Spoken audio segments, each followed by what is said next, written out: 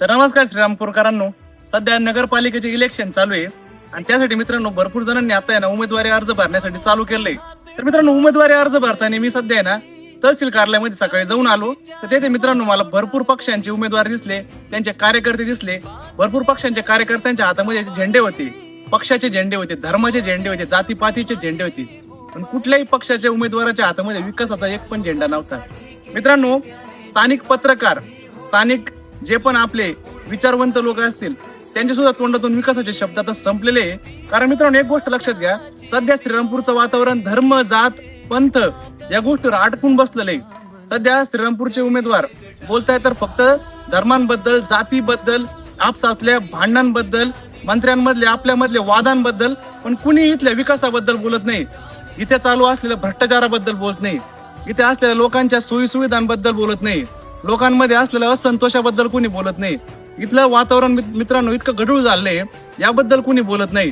सध्याची परिस्थिती अशी मित्रांनो, श्रीरामपूरमध्ये कुठलाही नेता ज्याने आता अर्ज भरला असेल त्याच्याकडे एक ब्लू प्रिंट नाही, त्याच्याकडे कुठल्याही प्रकारचं व्हिजन नाही.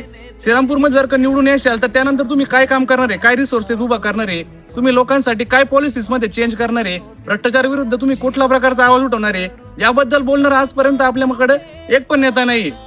मग तुम्ही नगरपालिका जिंकल्यानंतर, नगराध्यक्ष बनल्यानंतर, नगरसेवक बनल्यानंतर तुम्ही तुमच्या वार्डामध्ये किंवा श्रीरामपूर शहरासाठी, श्रीरामपूर तालुक्यासाठी, श्रीरामपूर मधल्या नागरिकांसाठी, गोरगरिबांसाठी कुठल्या प्रकारचे काम करणार आहे हे तर तुम्ही पहिले स्पष्ट करा. का फक्त जातीचा, धर्माचा झेंडा घेऊन तुम्ही फिरणार आहे 5 वर्ष? मित्रांनो एक गोष्ट लक्षात घ्या, आज मतदान करताना एक विचार करा.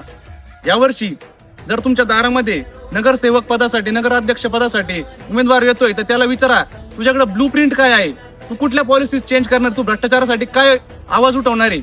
जर हे सगळं त्याला जमत नसेल तर नक्कीच त्याला मतदान करू नका. आणि विचारवंत व्हा, विचारांचा वापर करा, बुद्धीचा वापर करा, नेत्यांना प्रश्न विचारायला शिका. फक्त धर्म, जात, पंथ या गोष्टीवर निवडणुका झाल्या नाही पाहिजे.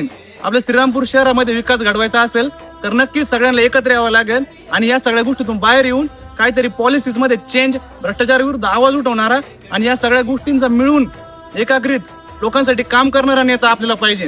त्यामुळे नक्की विचार करा मित्रांनो, जास्तीत जास्त व्हिडिओ शेअर करा आणि आपला नेता निवडत असताना बुद्धीचा वापर करा, धर्माचा, जातीचा, पंथाचा नाही. धन्यवाद.